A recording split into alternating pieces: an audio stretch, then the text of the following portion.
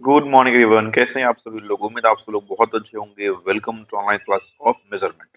आज के लेक्चर में बेसिकली हम लोग 2017 का 2017 का पीवाईक्यू क्वेश्चन का जो ऑब्जेक्टिव है उस ऑब्जेक्टिव को हम लोग आज डिस्कस करने वाले हैं। इससे पहले अभी तक हम लोग 2022 का कर लिए हैं, उसके बाद 2019 का कर लिए हैं, फिर 2018 का कर लिए हैं। तो अभी तक अगर आप ये तीनों लेक्चर नहीं देखे हैं तो पहले आप तीनों लेक्चर देखिए, क्योंकि उसमें से कुछ क्वेश्चंस आपको यहाँ पर रिपीटेड दिखेगा। ठीक है, इसलिए आप उस तीनों लेक्चर को देख जाइए, पहली बात।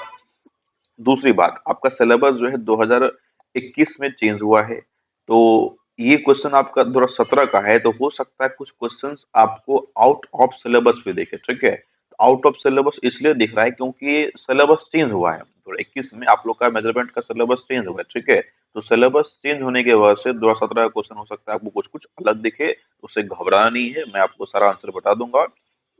उसको बस आप याद रखिएगा। उसमें लगभग ये मान के चल सकते हैं आपकी 90% क्वेश्चन आपके सिलेबस नहीं है, बस दो तीन क्वेश्चन हो सकता है थोड़ा थोड़ा अलग अलग हो, तो आप उसके बारे में उसका आंसर याद रखिए डायरेक्ट, और एग्जाम में अगर आता है तो उसको आप सीधे टिक कीजिए। लेकिन चांसेस कम है, नाइन मतलब ये मान 99% केस में आप ये मान सकते हैं कि वो सब क्वेश्चंस आपको एग्जाम में नहीं पूछेगा। ठीक है, क्योंकि सिलेबस चेंज हो गया है, तो जो आप सिलेबस है उसी सिलेबस से आपके एग्जाम में पूछा जाता है। चलिए शुरू करते हैं हम लोग।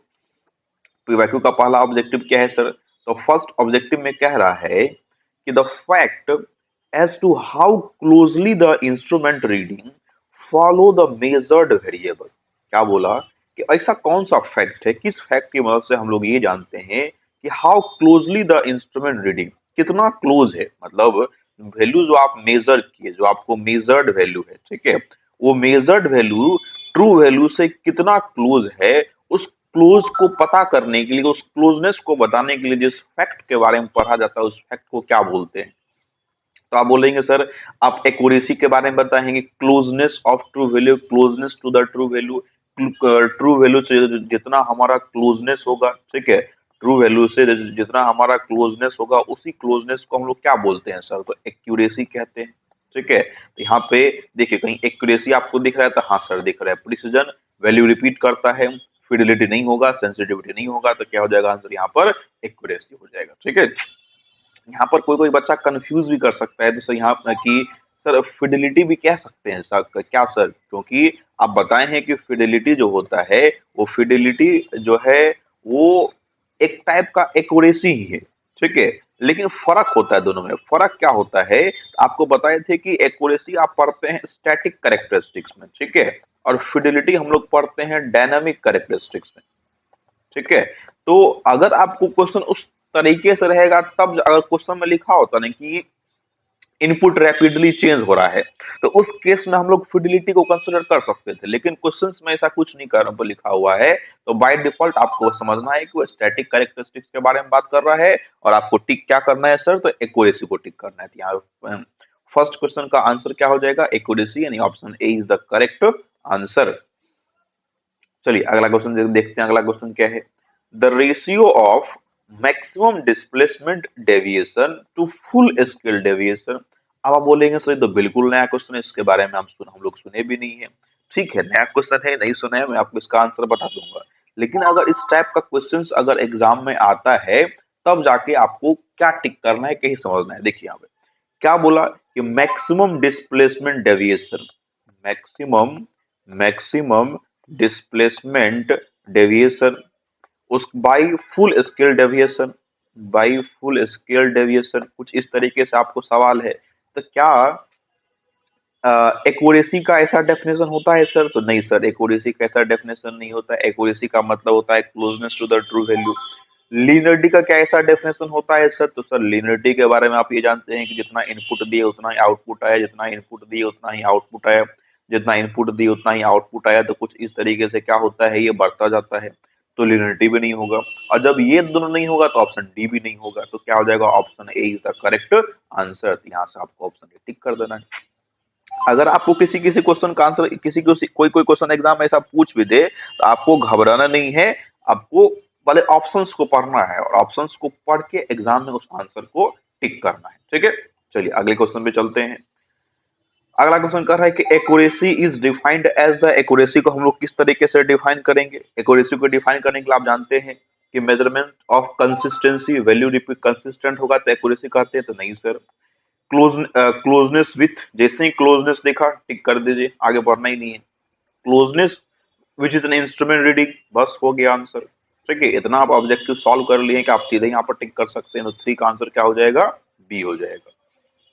अगला क्वेश्चन क्या है हमारे पास, तो नेक्स्ट क्वेश्चन में कह रहा है कि an ammeter is, repeated question है। आमीटर एक इंडिकेटिंग इंस्ट्रूमेंट है। कौन सा इंस्ट्रूमेंट है सर, एक इंडिकेटिंग इंस्ट्रूमेंट है, तो यहाँ पे क्या हो जाएगा, ऑप्शन बी।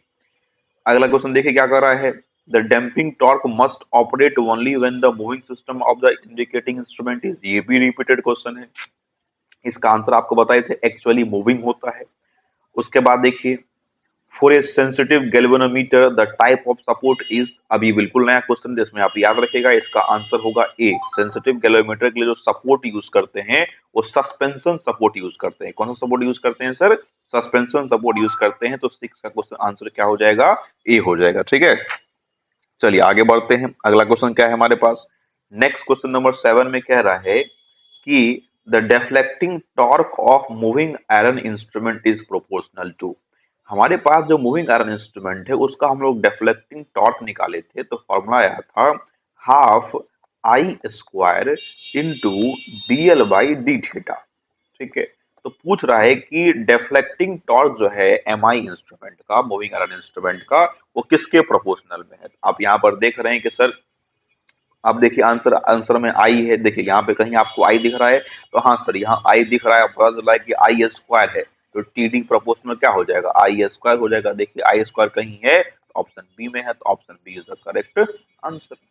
चलिए चलते हैं क्वेश्चन नंबर 8 में। क्वेश्चन नंबर 8 में कह रहा है कि the scale used with moving coil meter PMMC instrument में, जो मूविंग कॉइल, देखिए मूविंग कॉइल जैसे ही लिखा तो समझना है किसके बारे में बात कर रहा है, पीएमएमसी के बारे में, क्योंकि उसी का फॉर्म क्या होता है, permanent magnet moving coil, permanent magnet moving coil. तो लास्ट में मूविंग कॉइल आ गया। मूविंग कॉइल में कौन सा स्केल यूज करते हैं, तो आपको बताए थे मूविंग कॉइल के अंदर लीनियर स्केल का यूज किया जाता है, लीनियर या फिर हम लोग यूनिफॉर्म स्केल का यूज करते हैं।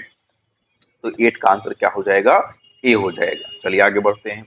अगला क्वेश्चन है the PMMC meter can measure, PMMC क्या मेजर करता है, तो रिपीटेड क्वेश्चन है, ओनली डीसी क्वांटिटी। इसका आंसर बी हो गया। अगले क्वेश्चन में चलते हैं। High voltage are usually measured with, ये भी आपका रिपीटेड क्वेश्चन है। आपको बताए थे कि हाई वोल्टेज को मेजर करना होता है तो पोटेंशियल ट्रांसफार्मर के साथ में वोल्ट मीटर लगा देते हैं, हाई वोल्टेज हमारा मेजर हो जाता है। उसके बाद क्वेश्चन नंबर 11 में क्या कर रहा है सर, कि a dynamometer type watt meter response to the, हमारा जो डायनेमोमीटर टाइप वाट मीटर होता है वो क्या देता है, आउटपुट। रेस्पॉन्ड का मतलब आउटपुट में, तो सबसे पहले तो आपको पता है कि एक्टिव पावर देता है। ठीक है, और एक्टिव पावर का ये एवरेज वैल्यू देता है। कौन सा वैल्यू देता है सर, एवरेज वैल्यू देता है। देख कहीं आपको दिख रहा है, तो ऑप्शन ए में ही आपको दिख गया average value of active power, तो option A is the answer हो जाएगा। बी में देखेंगे रिएक्टिव पावर नहीं होगा, पीक वैल्यू नहीं होता है, तो option A is the correct answer. 12 में क्या बोला सर, कि in two wattmeter method measuring power, one of the wattmeter is reading zero, two wattmeter method है जिसमें एक पावर जीरो रीडिंग दे रहा है, तो पावर फैक्टर क्या होगा। ये क्वेश्चन तीसरी बार रिपीट कर रहा है। ठीक है, इसमें आपको बताए थे, तीनों बार आपको बताए हैं, याद रखिएगा। जब आपका एक वाट मीटर जीरो रीडिंग देता है, आपको एंगल होता है 60 डिग्री, और कॉस 60 हम लोग जब निकालते हैं तो कॉस 60 का वैल्यू आता है 1/2 इंटू 0.5। यहाँ से हो जाएगा ऑप्शन सी। 13 में कैल्विन डॉल्बेस का यूज किस लिए करते हैं, तो लोड रेसिस्टेंस को मेजर करने के लिए। ये सा सवाल। Which instrument has lowest resistance, तो आपको पता है एमीटर का इंटरनल रेसिस्टेंस बहुत कम होता है, ना के बराबर। इसका आंसर हो गया ए। अगला क्वेश्चन क्या है 15 में, which one of the following is measured by loss of charge method, आपको बताए थे कि हमारे पास हाई रेसिस्टेंस को मेजर करने के लिए 4 मेथड था। कौन कौन सा था, मैगर था पहला मेथड, दूसरा था direct deflection method, direct deflection method, ठीक है, deflection method.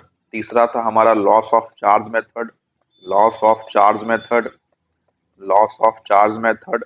And fourth method था आपका mega ohm bridge method, mega ohm bridge method. ठीक है। तो चार मेथड आपको चारों का नाम पता है, आपको पहले से बता रखे हैं, तो यहाँ पर क्या हो जाएगा, हाई आर यानी हाई रेसिस्टेंस यानी ऑप्शन सी।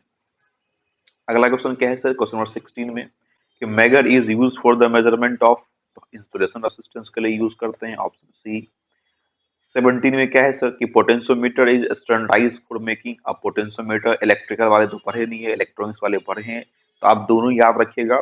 जो पोटेंशियोमीटर इज स्टैंडर्डाइज, पोटेंशियोमीटर को स्टैंडर्डाइज करते हैं इंस्ट्रूमेंट को एक्यूरेट और डायरेक्ट रीडिंग लेने के लिए, ठीक है। हम लोग क्या करते हैं, पोटेंशियोमीटर को स्टैंडर्डाइज करते हैं, तो यहाँ पे क्या हो जाएगा, option C is the correct answer. उसके बाद अगला क्वेश्चन है कि Anderson bridge is use for the measurement of, Anderson bridge किसके लिए यूज करते हैं सर, तो सिंपल सा बात है, एंडरसन आगे लगा दीजिए एल, एंडरसन हो जाएगा, और एल लग गया, लो इंडक्टेंस था, यहाँ पे लो हाई कुछ नहीं कर रहा है, ओनली इंडक्टेंस, तो ऑप्शन डी हो जाएगा। 19 में Schering bridge is use for the measurement of Schering C, Schering C, Schering C, C का मतलब capacitance, option B is the correct answer. And last question 20 में क्या बोला कि the time based signal is in a CRO, CRO के अंदर जो time based signal दिया जाता है वो हॉरिजॉन्टल डिफ्लेक्टिंग प्लेट में देते हैं, किसमें देते हैं सर, हॉरिजॉन्टल डिफ्लेक्टिंग प्लेट में हम लोग क्या करते हैं, टाइम बेस्ड सिग्नल देते हैं, किस चीज के लिए, तो साउथ टूथ सिग्नल प्रोवाइड करने के लिए, क्या प्रोवाइड करने के लिए, साउथ टूथ सिग्नल प्रोवाइड करने के लिए एक टाइम बेस्ड जनरेटर लगाया जाता है, क्या लगाते हैं, एक टाइम बेस्ड जनरेटर लगाते हैं, और इस टाइम बेस्ड जनरेटर की मदद से साउथ टूथ सिग्नल प्रोवाइड करते हैं, किसके अंदर, हॉरिजॉन्टल डिफ्लेक्टिंग प्लेट के अंदर, ठीक है। तो यहाँ पे ऑप्शन में क्या बोला कि टाइम बेस्ड सिग्नल सीआरओ के अंदर क्या प्रोड्यूस करता है, तो इस शॉर्ट टूथ सिग्नल, यानी option C is the correct answer, ठीक है। तो ये हमारा 20 क्वेश्चन हुआ तो 2017 का, उम्मीद है आपको 20 का 20 क्वेश्चन समझ में आया होगा। फिर भी अगर आपको कोई डाउट रह जाता है तो उस डाउट को मेरे नंबर पे सेंड करके आप क्लियर करेंगे। Okay, thank you.